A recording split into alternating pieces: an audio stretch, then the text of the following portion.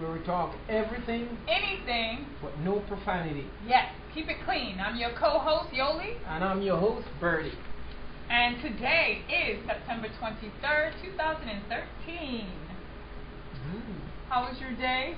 Well, today was a wonderful day at work today. It was, a little rainy, which I was very happy for the rain, because when it rains, it kind of curtailed my job, and, because I work outdoors, so I loved it. The weather was really liberal to me today, and yes, you are getting a bit dark. I noticed. Yeah. But I wear my long sleeve shirt. I get some long sleeve shirt. I went to the swap shop yesterday.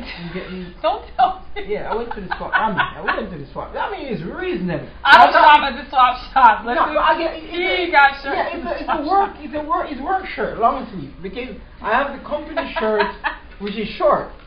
So when I work, like sometimes they, touching this, and my skin is very sensitive. Yes, so it is. True. I try to protect, Did you get these mugs from the swap shop?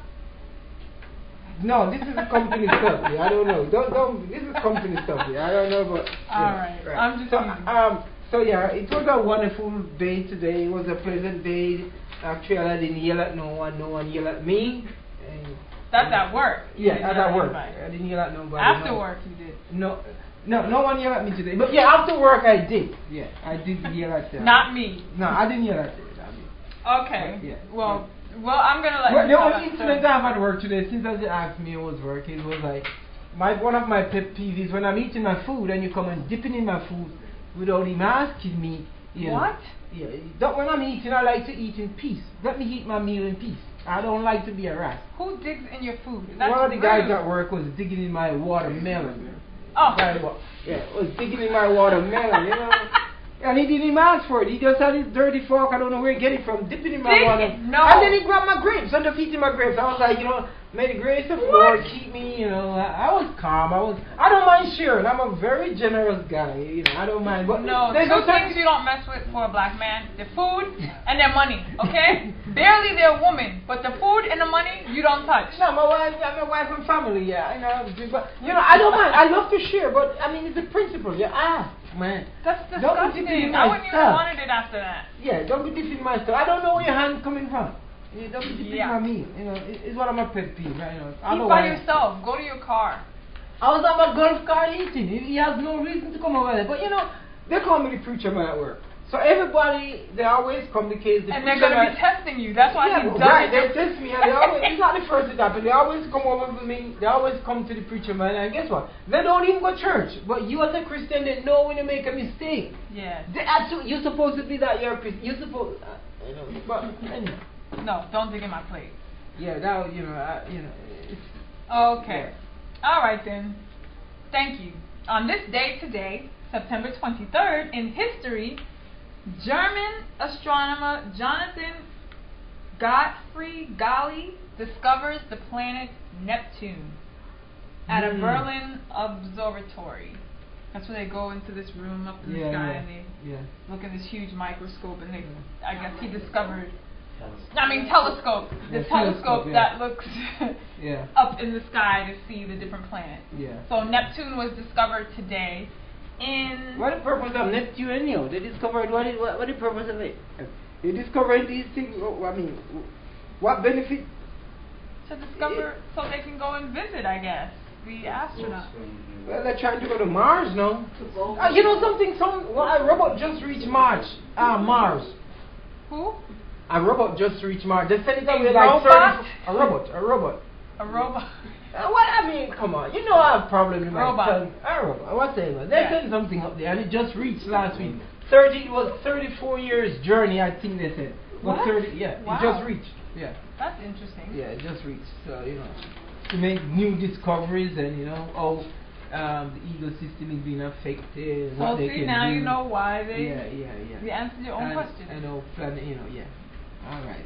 Okay, moving right along to the news. In Pennsylvania, a man was charged with a DUI for riding his lawnmower.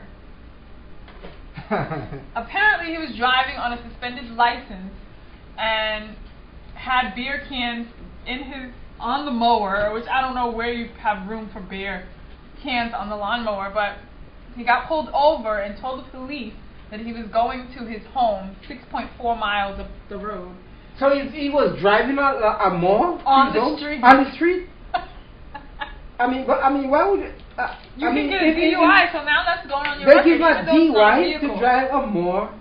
But he was going. He was going 6 miles, man. He was on the street. Yeah. That thing no license. 6 miles. There's a good mile There's away. no license. That thing and insured to drive on the street.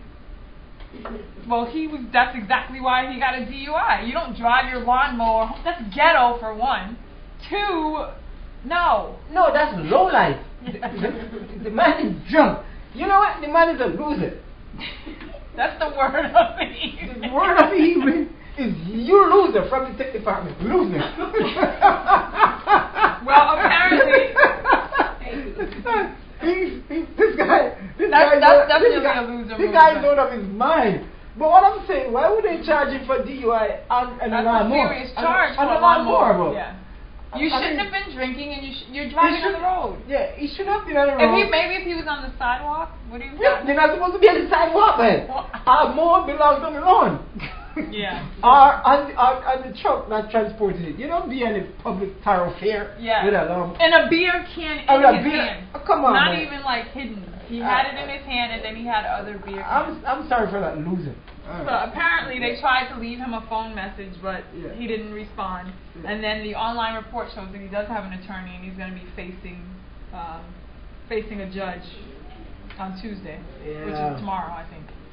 So poor guy. Yeah. I guess when he sobers up, what the attorney could really do for a guy like that? I mean, a case like that. At this point, you know he's guilty. He's been caught with a beer in his hand by a police officer. Yeah. So the only thing the attorney can do for him is try to lessen his jail time. But what I'm saying, otherwise you're going down. So what I'm saying, are they going to suspend his more license? His laws more license? I mean, they can't suspend his driver's license. He's already suspended. So his license already suspended. He already has his license. Oh, so his license already suspended. So there is no mower license. But I mean, why did he take a man to court? I know. It's violation. In other news, in our hometown of Beantown, Boston, a selfless act done by a homeless man in Boston. Apparently, he found a bag full of cash. A bag full of cash. He found a bag full of cash. Yeah. Don't tell me to Yes, he found a backpack stuffed full of cash. A homeless man? Yes. A homeless man found a bag full of cash and turned it over. And he was a brother. He got to be mentally retarded. I mean, he got to be mentally retarded. No, that's very good. And he's homeless. He needs it. It was containing 42,000. And guess what? 42,000? Yes. Let me tell the story. Oh, tell the story. I'm sorry. Let me tell. The show is I tell the story. Okay. You let me finish. Okay. And then you speak, right? Sorry to interrupt. Sorry, I'm very apologetic. Sorry. All right. So here, the story is the man, he found the $42,000. He gave it over to the police, and then what happened is somebody saw the story and commended him and took up a website offering, and he got $68,012 for his good deed. So you see? Wow, yes, I should let you finish the story indeed. Okay. So he got, it was 42 and he got 64. $68,012. Only if you could read minds and know what's going to happen in the future. I would do the same thing if I know I'm going to get 68,000. No, not for what you just said. What? He turned in $47. No, that I'm saying only if you know. He needs it. I mean, hey, all right. You see, if you know what's going to happen in the future, then I would. But hey, that was a good gesture, and it paid off. Yeah. In a very significant. And he's not that old; he's in his 50s, so he can still. They came up with this fund for him to get his life back on track. So hopefully, he will get his life on track. And I hope he's not a homeless drunk or a homeless junkie. Hopefully, it'll do some good. Yeah, that money has to be well monitored. It's it's going to go in the Budweiser and all that stuff. Yeah, that's the bum's drink, the Budweiser. The cheapest drink. It's amazing with those homeless guys, man. It don't take nothing to drunk them, man. They buy the dollar. They get a 6-pack of beer for $4, man. Like $3, man. That's garbage. Exactly. So they say that Oh, he couldn't get a job because he has an inner ear problem. So that's why Well, he was. you could buy some homeless and out of medical work. insurance, but in Boston, everyone is insured, so Yeah. you should, maybe neglect. He didn't want to go get it checked out Yeah.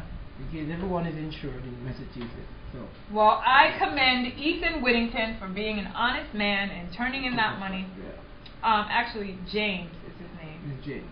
Yes. Oh.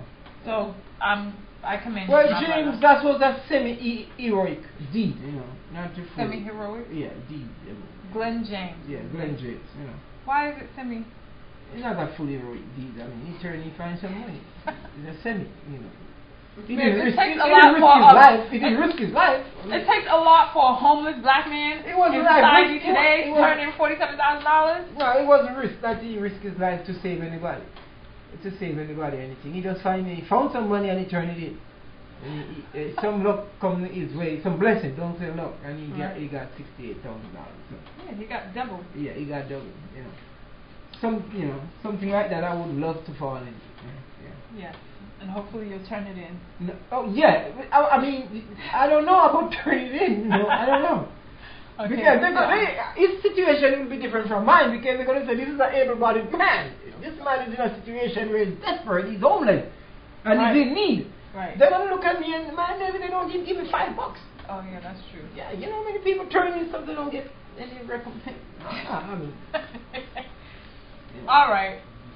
don't get me wrong. If I know who it belongs to, I would. No, it's just a black bag. You find it. Say you're coming. Yeah. You work on maintenance, so you're in the building parking lot. You see a bag there, and you see 40. You see a bag full of cash. You don't know how much it is. I mean, I just. What do you do? No, if I'm in a house or or somewhere like church, like this, something. My son plays. I don't want to stray from the thing. My youngest son played a trick at our church. And he put $10 down on the ground and he's standing at a distance and watching It was in the church foyer in the door. foyer of the church. And he watched stand by and Moses, when they were watching the basket, the baby basket, he watched and see who the prince who would come up or whatever, the princess or whatever. And my son was watching at $10 and there comes up the elder of the church. And he stooped down in a tricky way, a slick way, and picked up the $10 and push it in his pocket. And he didn't look around, he didn't went straight. And my son had to go and claim his money. Hey, this money is mine. He said, oh, I was